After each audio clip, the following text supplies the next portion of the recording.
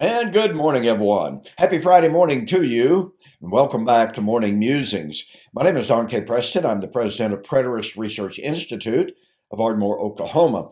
And I give my Fridays to responding to the critics of covenant eschatology for the last 36, I think it's 36 videos now. We've been examining the book by my friend Steve Gregg entitled Why Not Full Preterism. You need to know Steve Gregg and I had a 2 day formal public debate in Denver, Colorado back in 2012, I believe it was, organized by my friend Mike Zeman. It was a wonderful debate, super cordial, super productive, and what have you.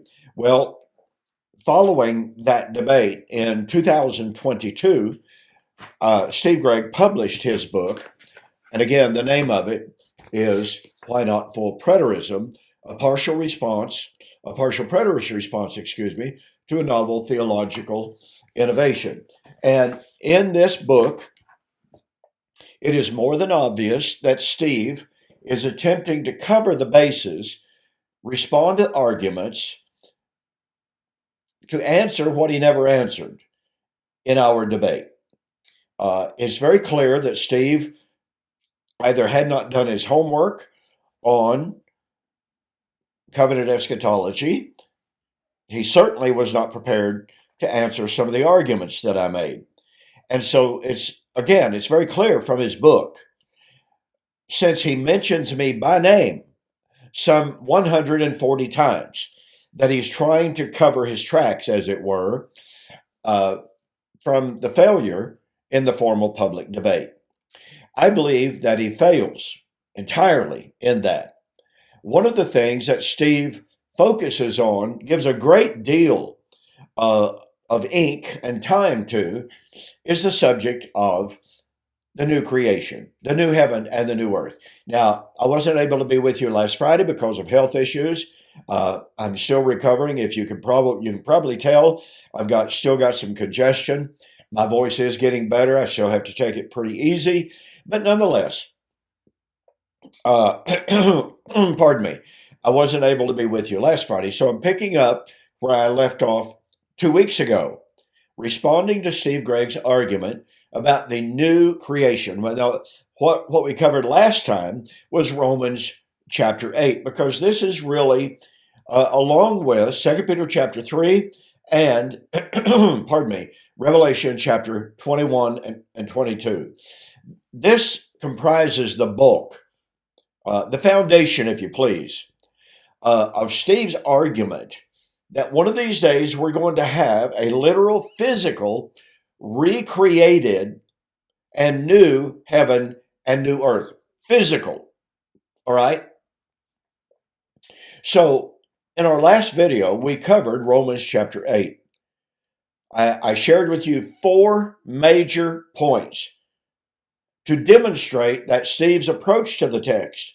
Actually, I covered more than that, but very briefly, let me go back over them.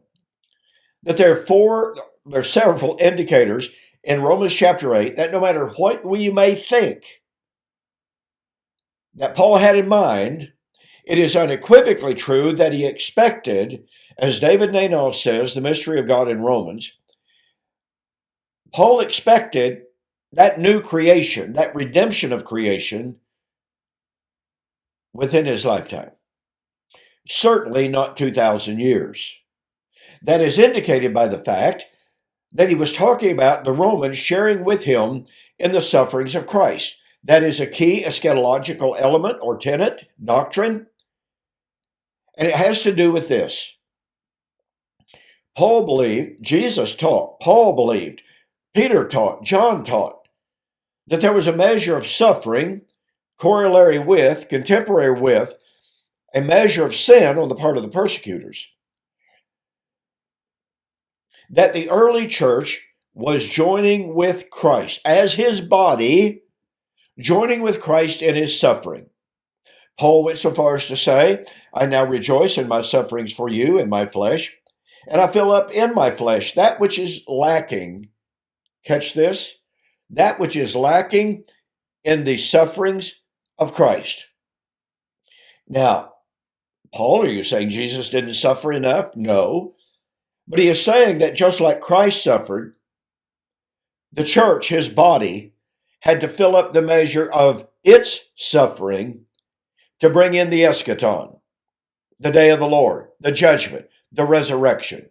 That just as Christ was resurrected from the dead by the glory of the Father, Paul said, even so we also should, that's in the subjunctive, meaning in the future, walk in newness of life. And so Paul was very much in tune with the idea of filling up the measure of the sufferings of Christ. He even went so far as to say, I believe that God has set forth us, the apostles, last of all, as men condemned to die. 1 Corinthians chapter 4, verse 9 and 10. Pretty clearly, Paul and the apostles were not the last people to die for the cause of Christ. They were those to suffer last to fill up the measure of suffering. And Jesus said the measure of sin and the measure of suffering would be filled up in his generation. Matthew chapter 23. Okay, gotta move on. Gotta hurry. Paul likewise said that the Romans were eagerly expecting, from the Greek word apokaridokia, which basically means to stand on tiptoe with neck outstretched, eagerly looking for and expecting to see what it was that they were eagerly expecting. What was it they were eagerly expecting? The redemption. They were expecting to see, from the Greek word apokdekomai. Apokaridokia and apokdekomai are two Greek words that were commonly used in the very, very earliest of the church writers to express an extremely strong sense of expectation and imminence. These are the words that Paul is using about his expectation, the first century expectation of the coming of Christ and the redemption of creation. Fourthly, he said that redemption of creation was about to be revealed, from the Greek word melo in the infinitive. The Blas de Brunner Greek grammar of the New Testament said melo in the infinitive indicates imminence. That means that Paul was indicating imminence of the redemption in Romans chapter 8. Steve completely, totally ignores all of this and just simply says, well, look around. We haven't seen the redemption of creation. We don't have new bodies yet. So evidently, all of these temporal and thematic elements of Romans chapter 8 are insignificant as far as Steve is concerned in his expectation of the new creation. The second passage that I'll deal with today, we'll get to Revelation next week, but the second passage is 2 Peter chapter 3. Now, obviously, I don't have time to cover everything, but let me simply share with you. I wrote this book. This is about the third edition of it. The elements shall melt with fervent heat, a study of 2 Peter chapter 3. To my knowledge, this is the only full preterist commentary on 2 Peter chapter 3 that has ever been produced.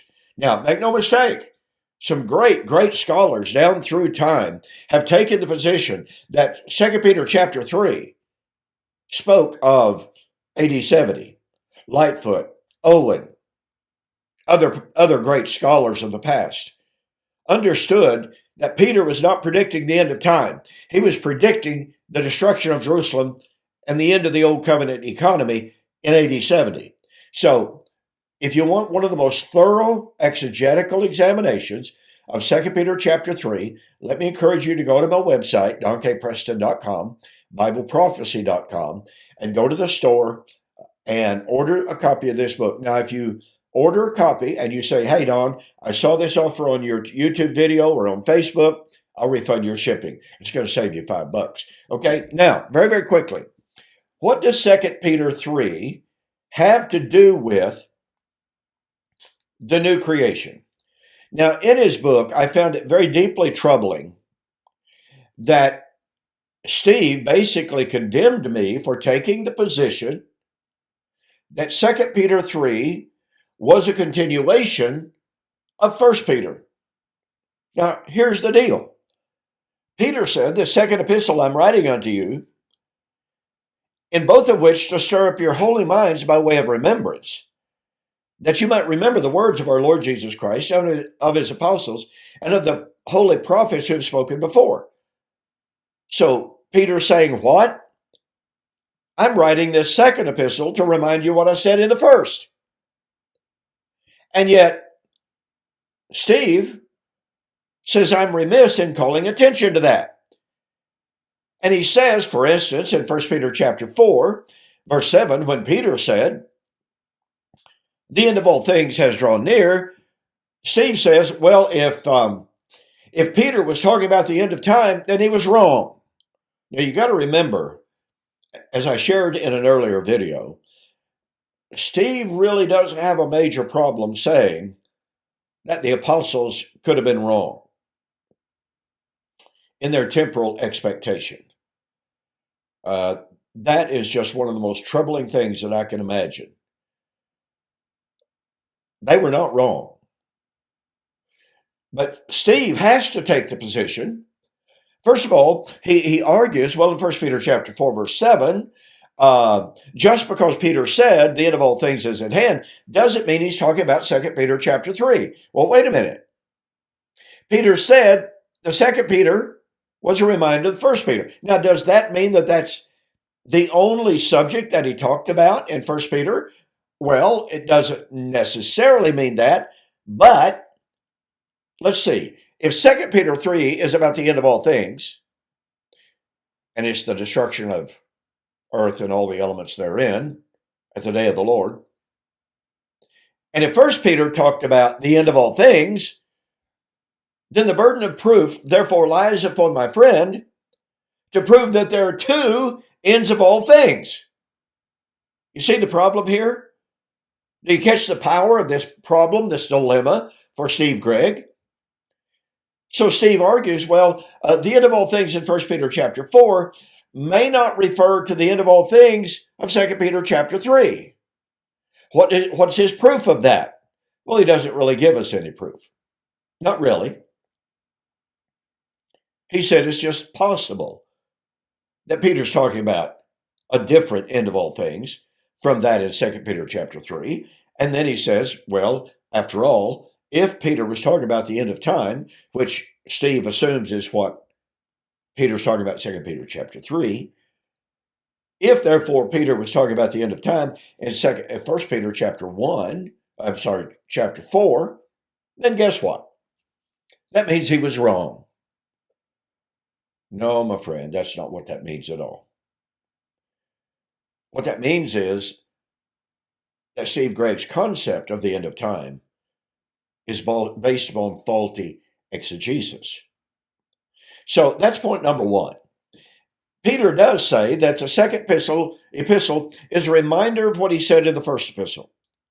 Since Peter said the time has come for the judgment. Well, what judgment was he talking about? The judgment of the living and the dead of 1 Peter chapter 4 and verse 5, which is the resurrection. Now, is the day of the Lord of 2 Peter chapter 3 at the destruction of, quote, heaven and earth? Is that not the time of the judgment of the living and the dead? Well, Steve Gregg believes that it is. So here we have in 1 Peter chapter 4, an affirmation in 1 Peter chapter 4 and verse 5 that Christ was ready, from the Greek word hetoimos, meaning not only morally prepared, but temporally ready to judge the living and the dead. That means that Christ was ready to bring the day of the Lord of 2 Peter chapter 3 at the time of the judgment of the living and the dead. Then we have the statement of 1 Peter chapter 4, verse 7 that we've already examined. Then in verse 17, we have Peter affirming the appointed time. It is the kairos. Definite article pointing to a very specific designated time for the judgment. Now, this is an example of what's known as the anaphoric article, ladies and gentlemen. The anaphoric article, to explain this as simply as possible, is that a speaker or writer introduces a subject, okay? So 1 Peter 4, verse 5. Peter introduces the subject of judgment. As the writer or speaker continues, he wants to refer back to that subject that he'd already introduced. So he refers to and uses the definite article, the. In this case, the introduced subject is verse 5. Christ was ready to judge the living and the dead. Verse 17, the time has come for the judgment, tokrino. That means that Peter was affirming in the clearest terms possible that the divinely designated, the divinely appointed time for the judgment of the living and the dead, which is the day of the Lord of 2 Peter chapter 3, that time had arrived. But you see, Steve can't admit that, not in his paradigm. And so he must insist that Peter had something totally different in mind in 1 Peter chapter 4 from what he's writing about in 2 Peter chapter 3. He doesn't prove his case. He doesn't even come close to proving his case. The second point that I want to bring to your attention, and again, by the way, I discuss it at great length in this book, and I document it in great length in this book, okay? Peter said, I'm only reminding you of what the holy prophets who spoke before had said. Said about what? Scoffers, last days, day of the Lord, new creation. Okay? So Peter says, I'm only reminding you of what the Old Testament prophets said. What did the Old Testament prophets say about the passing of the elements? Well, in Deuteronomy chapter 32, 19 to 22, Yahweh said, and remember, he is speaking of the last days, Deuteronomy 31, 29 to 31, when Israel would fill up the measure of their sin, become utterly corrupt, which Jesus said would happen in his generation. And 3 times in the Song of Moses, Deuteronomy chapter 32, 3 times we're told that the song, number 1, Deuteronomy 32, 5 and following, was for many generations to come. It was not in Moses' day. It was not at hand. But it is about Israel's last days. Deuteronomy 32, 19 and 20. Oh, that they were wise. Oh, that they would consider what their last end shall be. Deuteronomy 32, 30 and following. Oh, that they were wise, that they would understand what their last end will be. What would happen in the last days? Israel's last days. It's not about world history. It's not about the end of time. But the Lord said, a fire is kindled in my wrath and shall burn to the lowest degree. He's talking about the passing of elements. Just like Isaiah chapter 28, in a prophecy of the generation in which the foundation stone would be laid, Isaiah 28, 16 and following, behold, I'll lay in Zion a stone, a precious stone, a tried cornerstone. Whosoever believes in it shall not be put to shame. And the Lord uttered a voice of warning to the scoffers. Scoffers? 2 Peter chapter 3, verse 2 and 3. And told them not to scoff because a destruction had been appointed, had been determined upon the whole earth. That's the whole land. That was to be in Jesus' generation. So Peter tells us he's reminding his audience of what the Old Testament prophets said was going to come. And he spoke about the scoffers. And he talked about the coming fire that would burn to the lowest depths. And he talked about the judgment that was going to come and consume the whole land. Sound familiar? Of course it does. Gregg ignores all of this. There's not one word about the context of Deuteronomy 32. There's not one word about the context of Isaiah chapter 28. Not a word. Then, Peter tells us that the earth and the elements that are therein shall be burned up, or as some translations render it, shall be discovered, shall be exposed.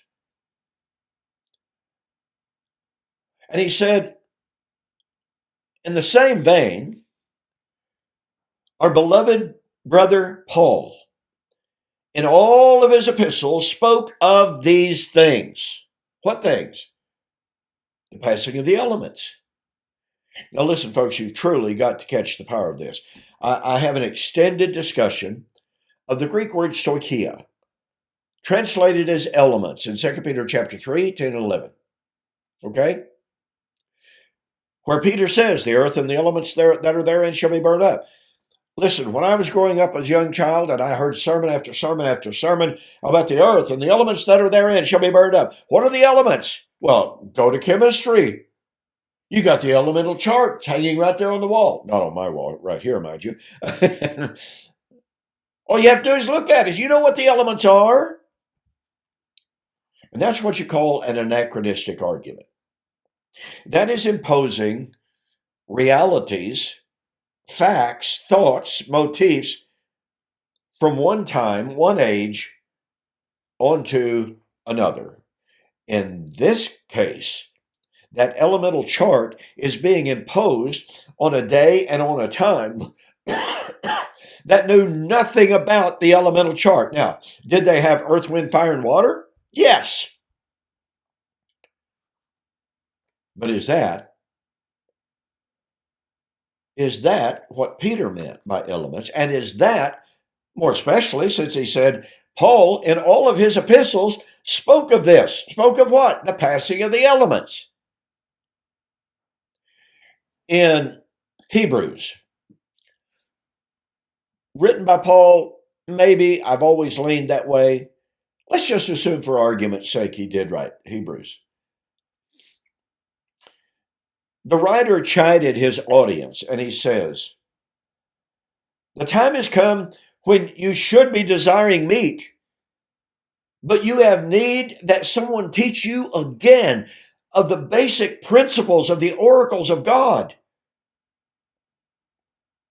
Basic principles. Stoicheia.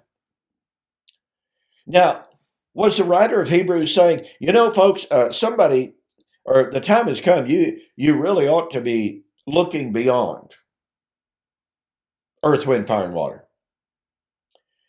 But because of your failure to grow in the doctrine of Christ, somebody needs to teach you again about dirt and air, about fire, about water. Really? You know better than that. Makes no sense whatsoever. In Galatians chapter 4,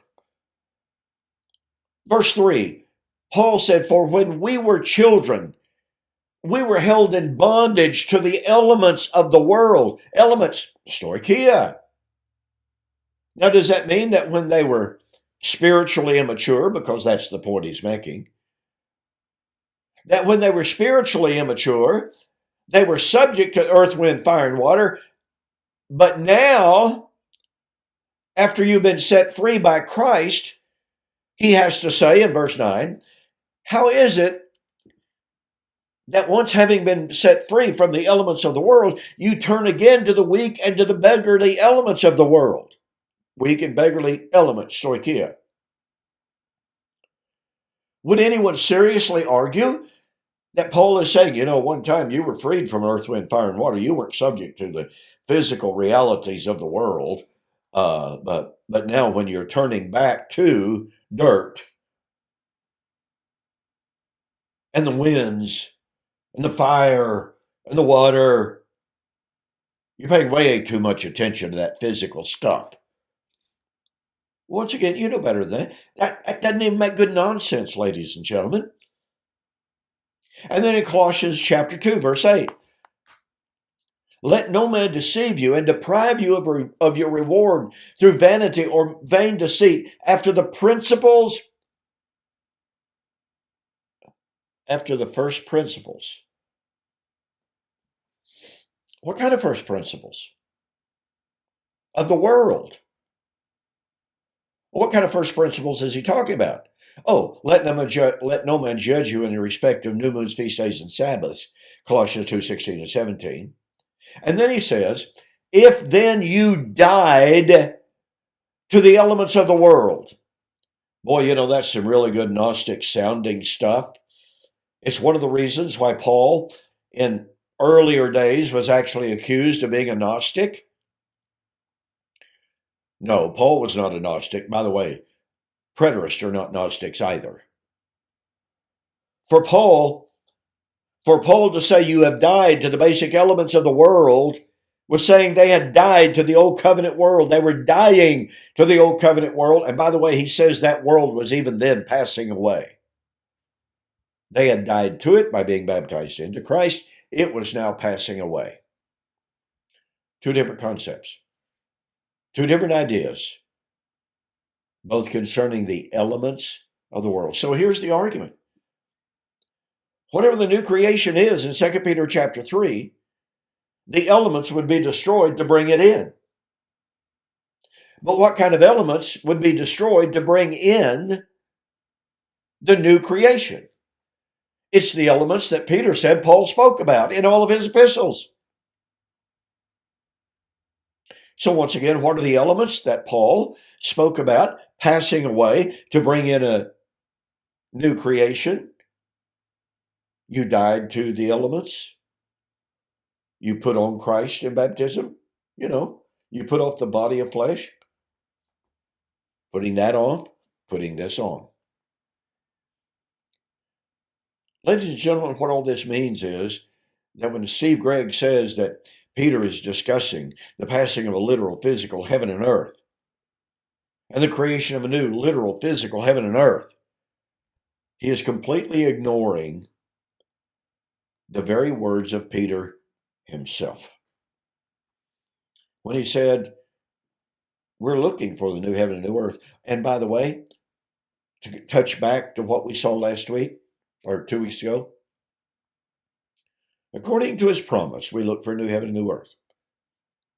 Even Steve admits that the promise of new heaven and new earth probably came from Isaiah 65:66, although he equivocates and says, well, it might have been another prophecy unrelated to Isaiah 65:66, but we just don't really know. And so we would be making an unproven assertion to say that it was an off-the-books promise. Well, yeah, that would be an unproven assertion. That's to be sure. 99.9% of all scholars and commentators agree that in 2 Peter chapter 3, when Peter said, according to his promise, we look for a new heaven and new earth, he was appealing directly to Isaiah 65 and Isaiah 66. Here's what you've got to catch the power of, ladies and gentlemen. In his book on Why Not Full Preterism, Steve Gregg admits that Isaiah 65 and 66, actually starting with about chapter 60 through 66, probably had to do with the covenantal transition from the old covenant to the new. Let me close on this.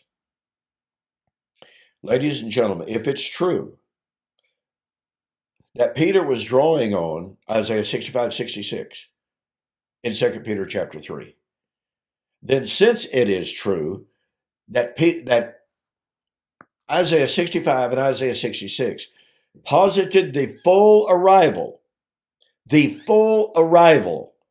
of the new creation at the time of the destruction of old covenant Israel, the destruction of the city, the destruction of the temple, Isaiah 66, then it must be true that in 2 Peter chapter 3, Peter was eagerly anticipating and saying the time had come for the arrival of the new heaven and the new earth at the time of the destruction of Jerusalem and the temple. I am completely out of time. My voice is weak.